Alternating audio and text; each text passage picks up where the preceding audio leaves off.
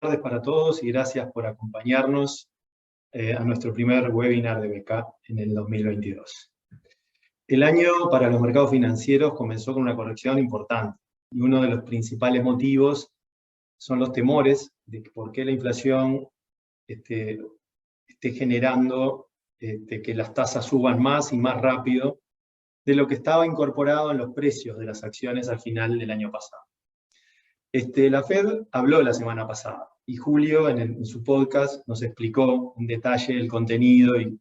qué es lo que quiso decir la Fed y qué estaba entendiendo el mercado, y eso fue aclarado en ese podcast, que les recomiendo a aquellos que no lo escucharon, lo escuchen. Pero hoy, particularmente Julio nos va a hablar de las implicancias que tiene para los mercados financieros ese mensaje de la Fed y qué es lo que podríamos estar esperando para este año.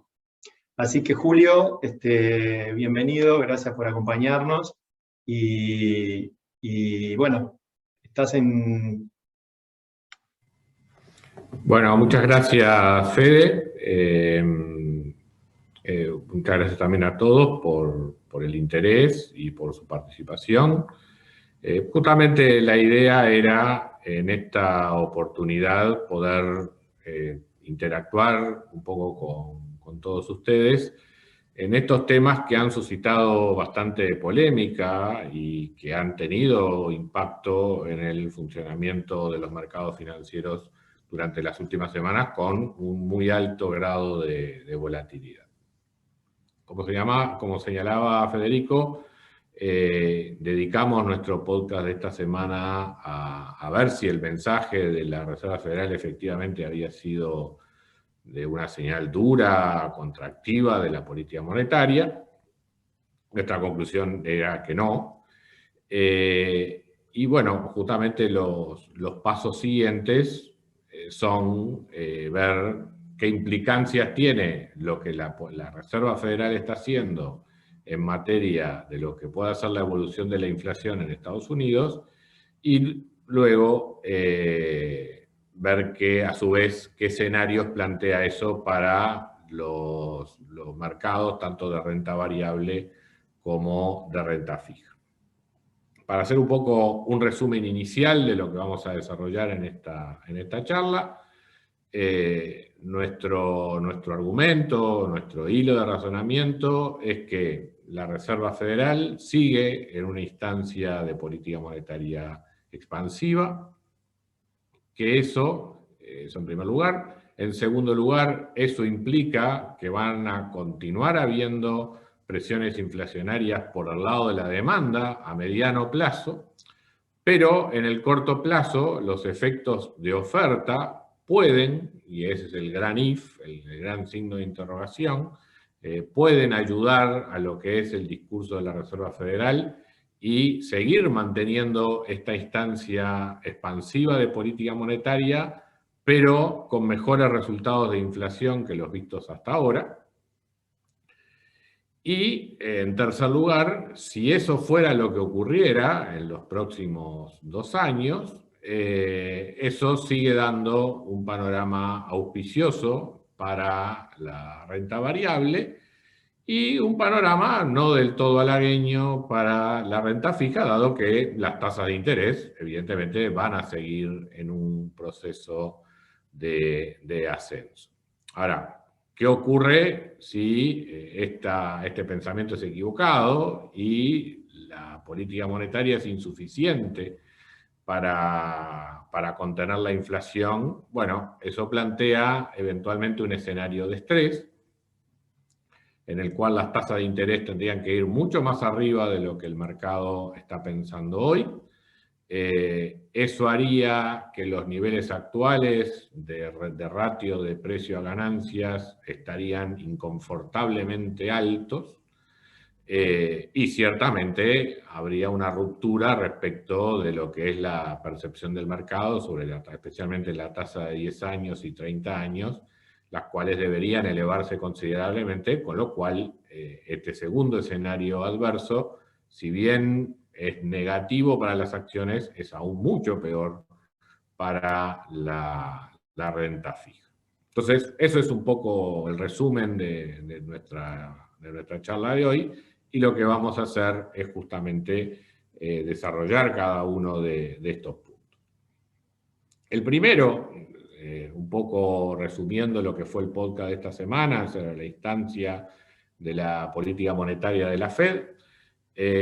básicamente tenemos tres elementos. El primero, tal como se había anunciado en diciembre, la Reserva Federal va a dejar de hacer crecer su balance, o sea, va a seguir reduciendo sus compras de activos, ya sea bonos del Tesoro americano o instrumentos con garantía hipotecaria, hasta llevarlas a cero, las compras netas, en el mes de marzo. O sea, va a comprar en febrero y ya en marzo deja de incrementar sus activos. Tal como había anunciado Powell en reuniones anteriores, en particular la de diciembre, y ratificado ahora, esto abre la puerta para que en marzo comience un ciclo de alza de tasas de interés. Y a su vez plantea la cuestión de la reducción del balance, o sea, cuándo empieza la Reserva Federal y de qué manera la Reserva Federal comienza a deshacer las compras que hizo durante todo este último tiempo. Tal como se anunció también tras esta última reunión, eso seguiría un proceso gradual en el cual se operaría no por la venta de los activos, sino simplemente al vencimiento de cada uno de los instrumentos que tiene en su poder la Reserva Federal. Lo que va a hacer el Banco Central norteamericano es renovar solo una parte de lo que va venciendo y de esa manera ir reduciendo gradualmente su stock de estos instrumentos. Con una nota al pie, que es que la reducción va a ser más pronunciada en los instrumentos con garantía hipotecaria que en la tenencia de deuda del Tesoro americano. La explicación que dio la Reserva Federal fue que no quería interferir en el mercado de crédito, que por cierto, en el mercado inmobiliario viene mostrando un repunte, pero además es una señal también de que en lo que tiene que ver con el financiamiento al Tesoro, la Reserva Federal va a seguir colaborando, digamos, con que el Tesoro norteamericano tenga durante el mayor tiempo posible un financiamiento a las tasas también más bajas posible en la medida que lo permitan las expectativas de inflación. Cuando uno junta todos estos elementos, algo que habíamos mencionado en una charla presencial que tuvimos un tiempo atrás, como es el tema de la sostenibilidad de la deuda norteamericana, y con todos estos otros elementos sobre la mesa, más el diagnóstico de que en parte lo que está ocurriendo con la inflación es un fenómeno de oferta generado por restricciones de abastecimiento en la cadena de abastecimiento generadas por el COVID. Todo esto, de alguna manera, sitúa un marco de política monetaria al cual el mercado ya le puso precio. O sea, la tasa de 30 años está clavada en 2% anual, y esa es un poco la expectativa del mercado. Entonces, eso es lo que podríamos llamar la visión del mercado sobre la situación actual, que es de alguna forma consistente con lo que también está anunciando la Reserva Federal. Yo diría que incluso el mercado es hasta un poco más benigno y más optimista que la propia Reserva Federal. O sea, esa tasa de 30 años realmente está en un nivel sumamente bajo, incluso para una transición con todo el viento a favor posible que podamos tener en los próximos años. Pero en fin, la cuestión es que con ese escenario de tasas de interés, realmente es muy difícil hablar de una política monetaria restrictiva. Una tasa de interés que uno podría considerar para una política monetaria neutral debería no ser menor a lo que es el crecimiento del producto nominal, y con un 2% de tasa de interés de 30 años, realmente apenas está pagando la inflación que prevé o que tiene como objetivo la Reserva Federal, o sea, prácticamente está suponiendo crecimiento nulo de la economía norteamericana en un escenario de 30 años. Más allá de que pueda haber cambios demográficos que puedan hacer caer la población y que por lo tanto el producto per cápita pueda aumentar con población cayendo, de todas maneras, un punto y medio de crecimiento en un horizonte de 10, 20, 30 años para la economía norteamericana es razonable suponer,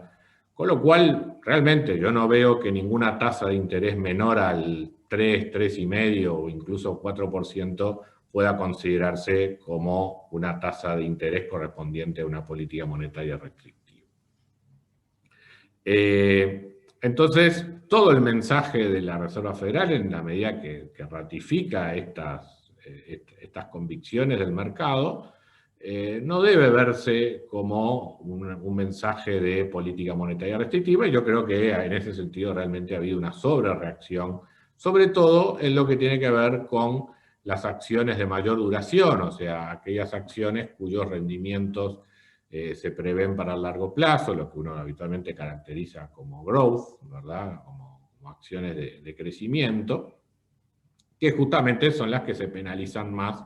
por la suba de la tasa de interés, y eso ha vuelto realmente frenético al mercado, en la medida que los resultados de estas acciones en particular no den incluso mejor de lo esperado o no estén marcando un fuerte crecimiento, como lo que ocurrió tras la jornada de ayer con las acciones de Facebook, que en un entorno de menor crecimiento al esperado,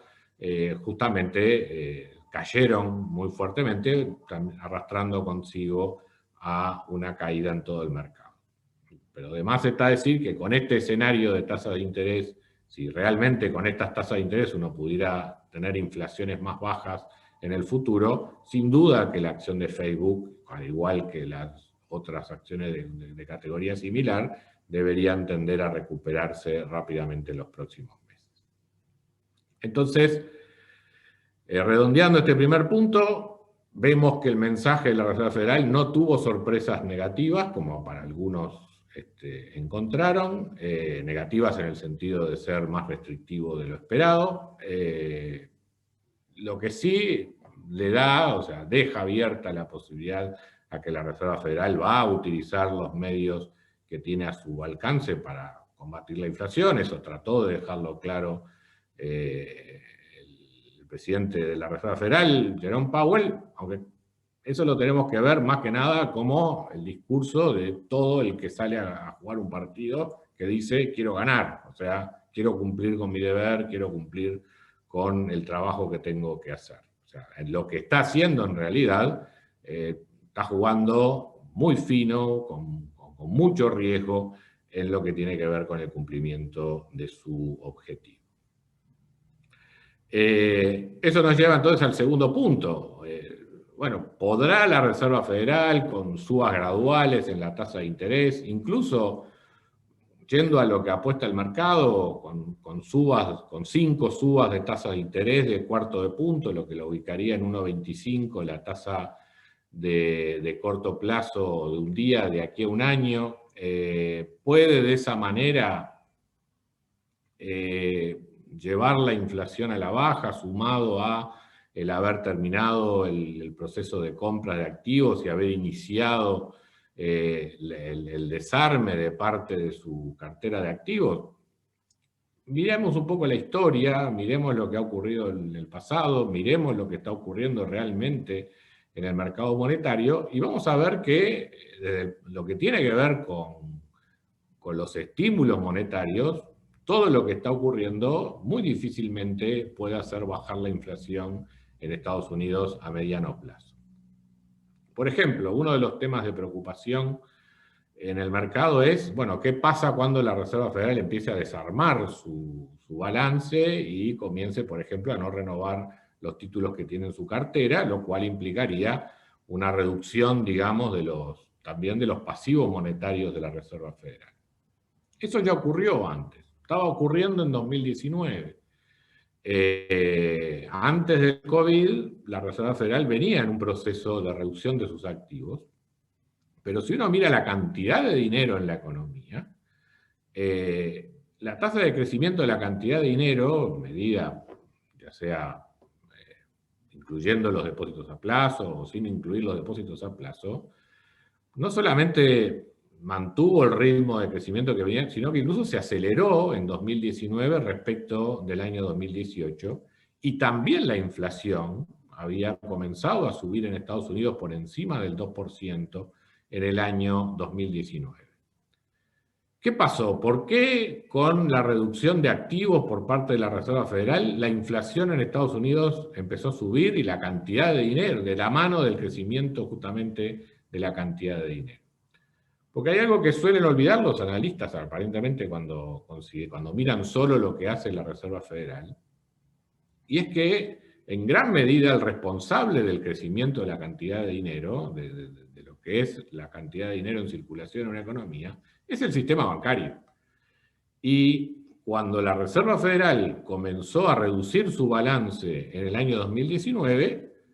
los bancos compensaron el movimiento de la Reserva Federal. Porque, ¿qué ocurrió? O sea, en esa reducción de balance de la Reserva Federal, en sus pasivos se redujeron los depósitos de los bancos en el Banco Central Americano. Y con esa mayor liquidez disponible,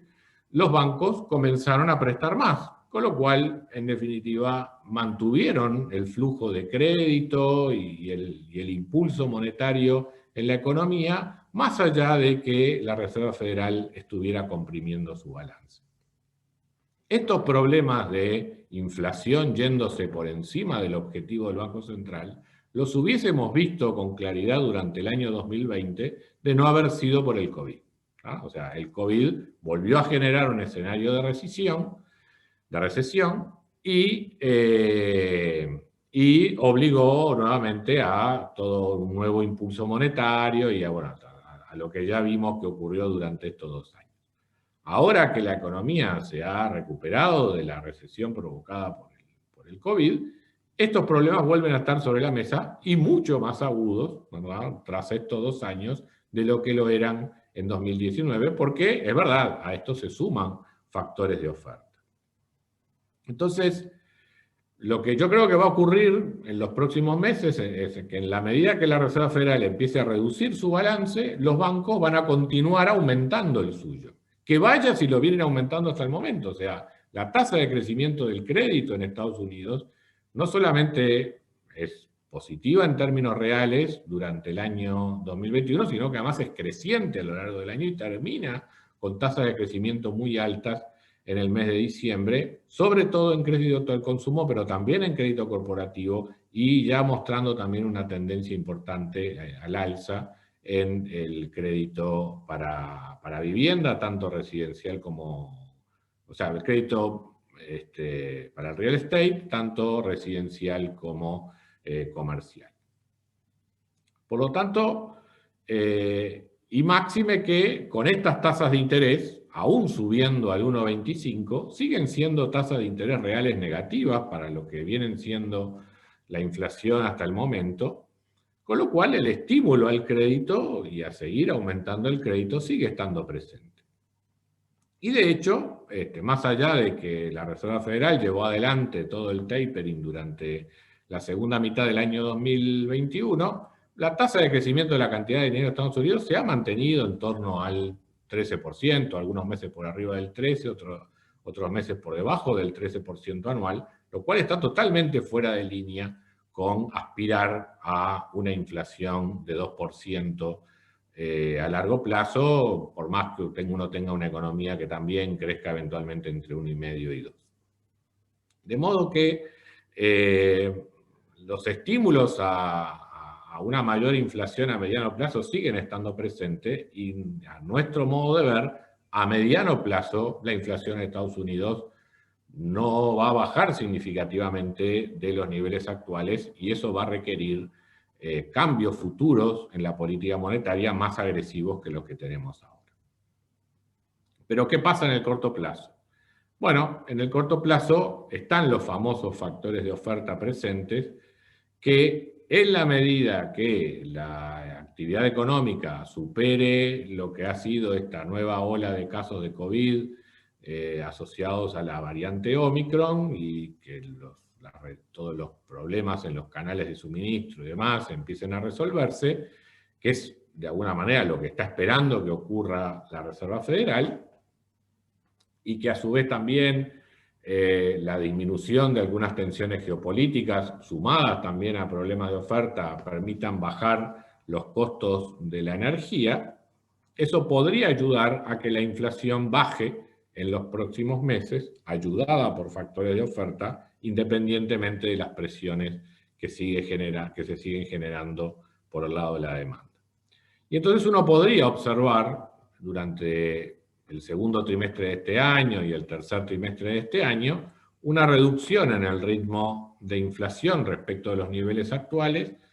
ayudado por estos factores. ¿Hasta cuánto? Yo no lo veo realmente muy por debajo de 4 o 3,5% anual, pero de todas maneras eso es significativamente menor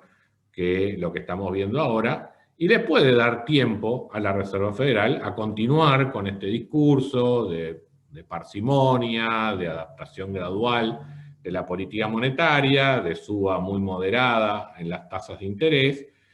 e ir viendo, ¿verdad?, en definitiva, qué pasa, manteniendo también bajo el costo del crédito para el gobierno norteamericano, para el Tesoro norteamericano, y de esa manera ir cumpliendo varios objetivos, algunos de ellos explícitos, que forman parte de la misión del Banco Central norteamericano, que es mantener la estabilidad de precios y en un contexto de crecimiento económico, pero también el otro objetivo no declarado, que es asegurarle financiamiento barato al Tesoro norteamericano en un momento donde el peso de la deuda pública es realmente muy, muy alto. Realmente este es el escenario que de alguna manera el mercado está apostando, o por lo menos está presente en las proyecciones de la mayor parte de los analistas y está presente en las proyecciones de la propia Reserva Federal. Yo creo que hay una sombra por detrás de todo esto, que es que esto no se cumpla, que transcurrido más allá de algún alivio momentáneo por el lado de la oferta, las presiones de demanda continúen siendo elevadas y esto obligue a la Reserva Federal a un paso mucho más agresivo que lo que ha hecho hasta ahora. Ese escenario prácticamente no está en la cabeza de nadie hoy, o sea, no lo he visto en prácticamente ningún analista. Supondría un cambio casi que genético en la personalidad y en el discurso de lo que es hoy la Reserva Federal en Estados Unidos, pero es algo que puede estar allí y que yo le veo un elemento de riesgo a considerar.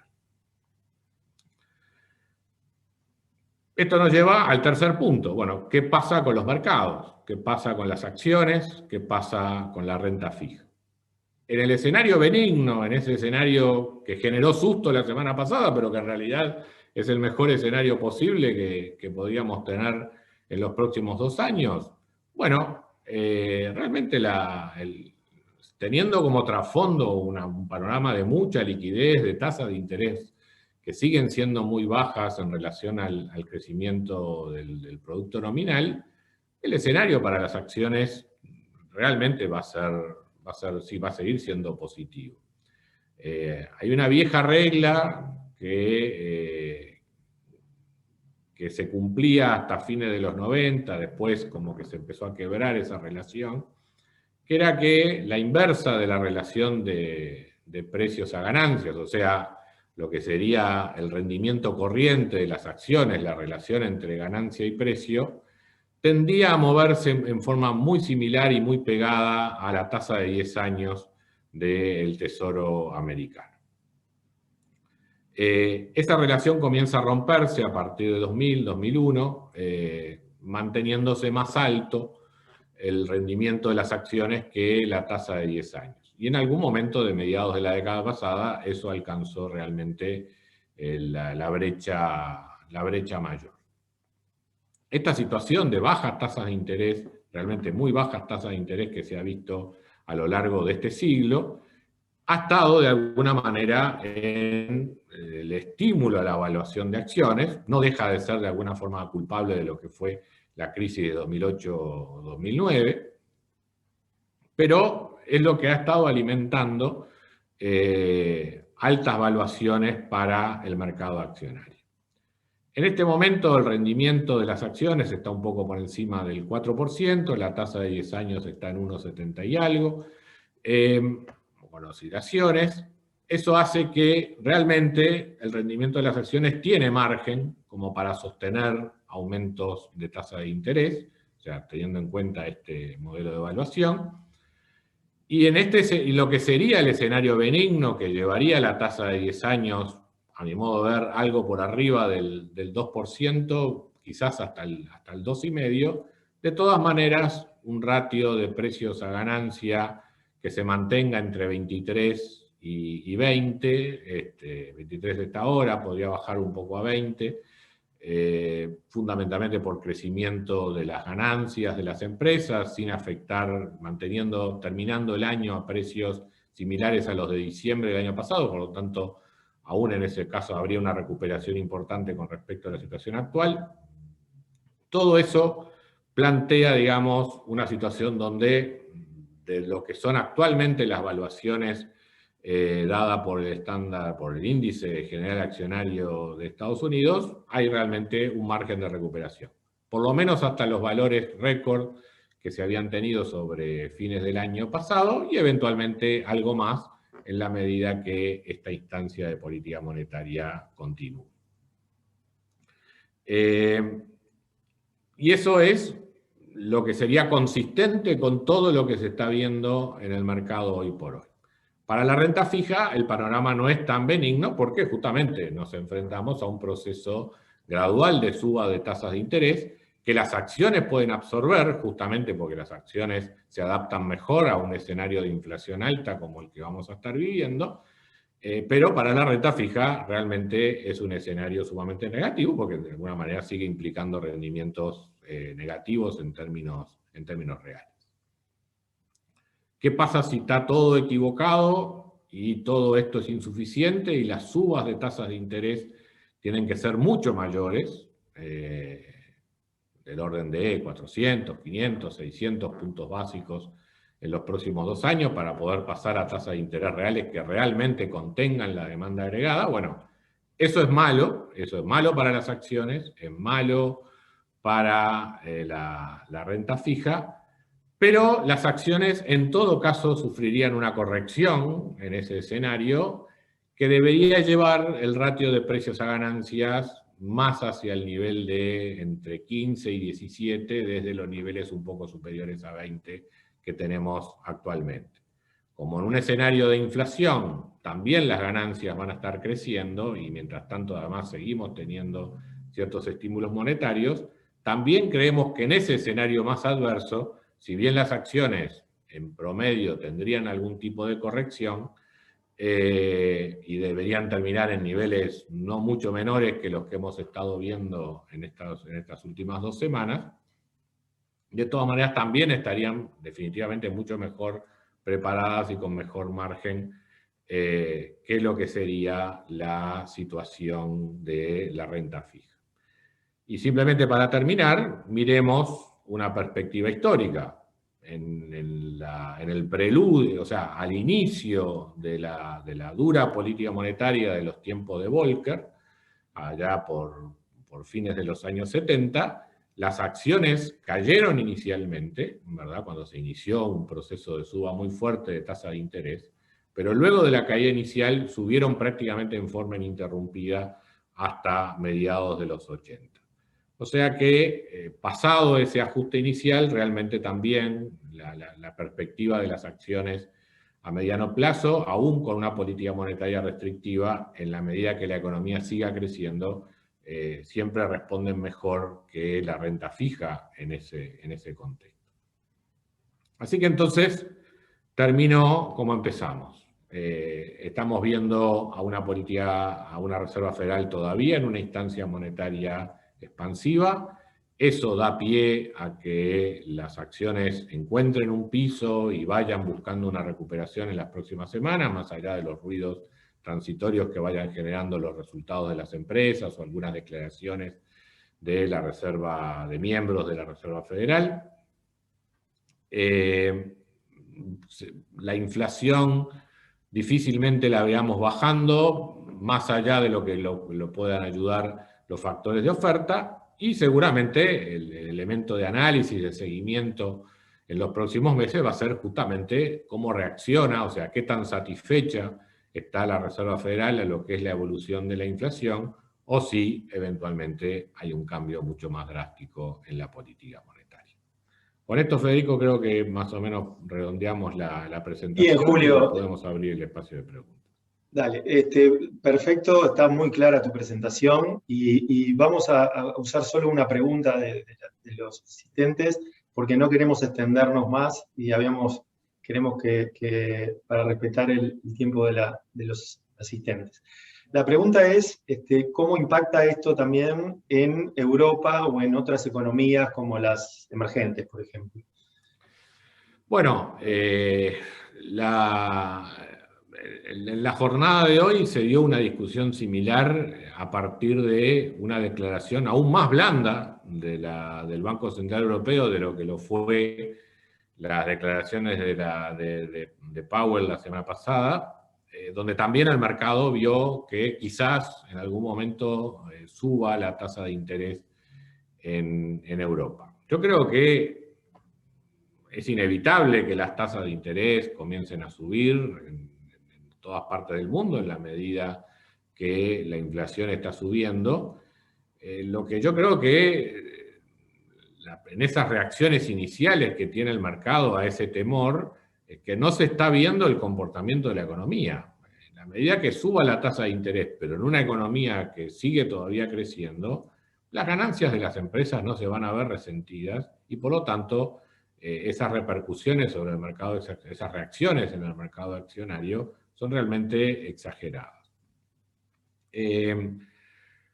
Más allá de lo que es esta instancia de política monetaria, yo creo que Europa tiene para más largo que Estados Unidos una política monetaria aún más blanda, o sea, la continuidad de una política monetaria más blanda en Europa que en Estados Unidos, por distintas razones, sobre todo porque además las cuestiones estructurales en Europa, los problemas de crecimiento en Europa son siempre más agudos